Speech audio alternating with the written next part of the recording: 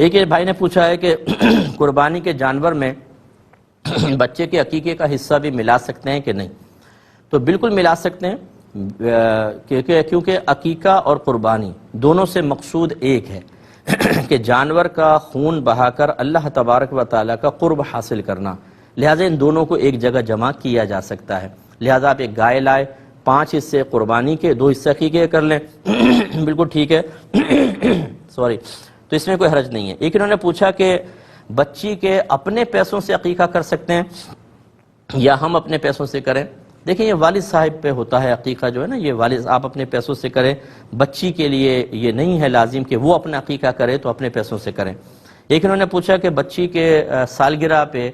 جو بچی کو پیسے وغیرہ گفٹ کرتے ہیں، کیا ایسا کر سکتے ہیں کہ والد اس سے عقیقہ کر لیں اور بعد میں آہستہ آہستہ بچی کو دیتے رہیں؟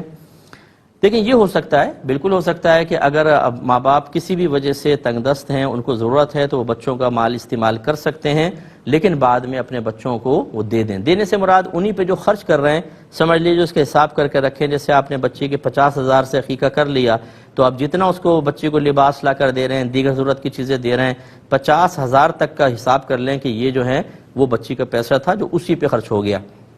کیونکہ قاعدہ شرعیہ یہی ہے کہ اگر نابالغ کا اپنا مال ہو تو والد پر اس کا نان نفقہ واجب نہیں رہتا، اس کا مال اسی پر خرچ کر دینا ہوتا ہے، تو اس میں شرعاً کوئی حرج نہیں ہے۔